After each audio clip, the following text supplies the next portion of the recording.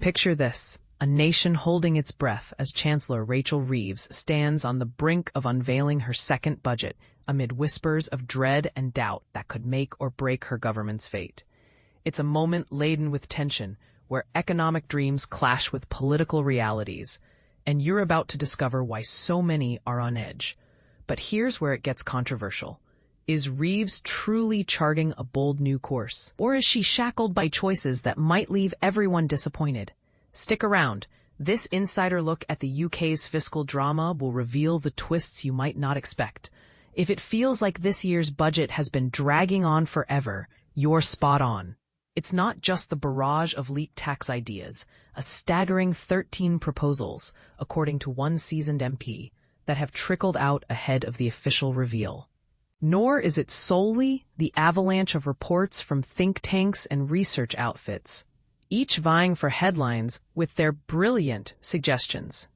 The truth is, the entire budget-making process has been unfolding behind the scenes for months, building anticipation like a slow-burning fuse. Flashback to July, when Chancellor Rachel Reeves kicked things off with her first huddle in the Treasury offices. Her team was primed to dive into spreadsheets and scorecards, crunching numbers like eager accountants. But Reeves threw a curveball. No Excel wizards today. Instead, she jotted down her core priorities on a simple A5 sheet of Treasury paper. A refreshingly straightforward start.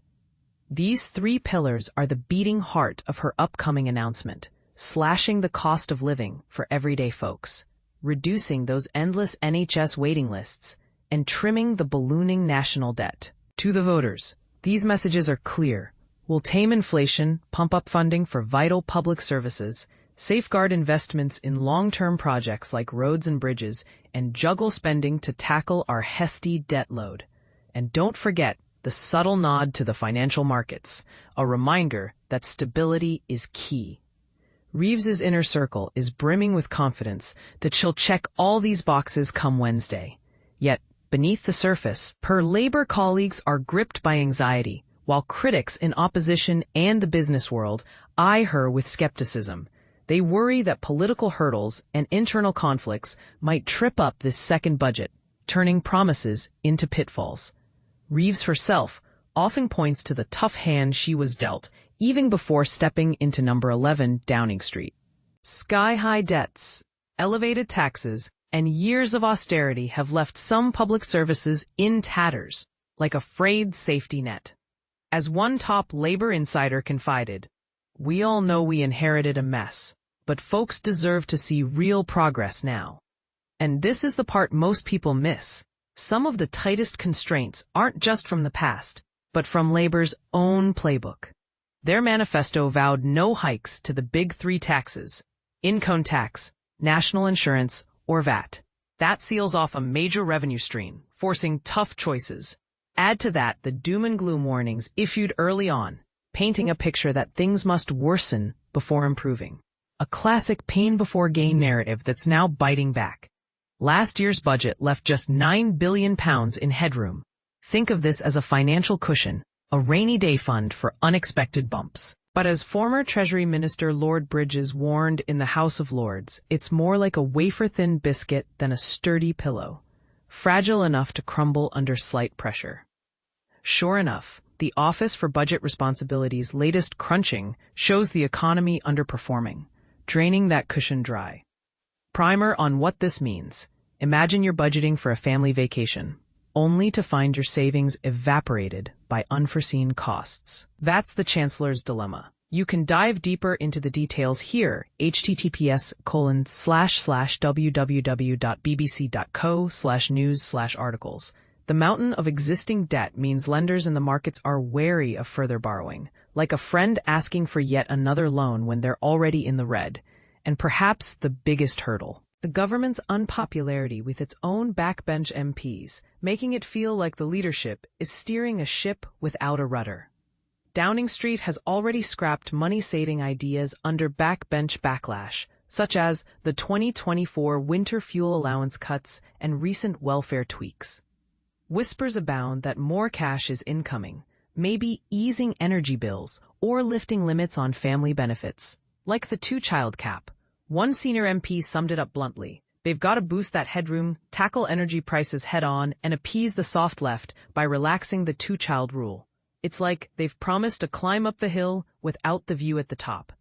These moves will cost dearly, but many Labour MPs expect reversals on big family benefit caps and energy aid. For government insiders, it's exasperating. As one vented, "Backbenchers want the world for free. We need to be the grown-ups driving, not the kids backseat complaining." As Reeves finalized her figures on Friday, sources highlighted other self-inflicted wounds, decisions that seem to undermine Labour's goals. For instance, the Chancellor and PM Sir Keir Starmer proclaim economic growth and business support as top priorities. Yet, their hike in national insurance for hiring new staff has raised costs for companies, stifling expansion like putting brakes on a speeding car. Imagine a small business owner trying to grow.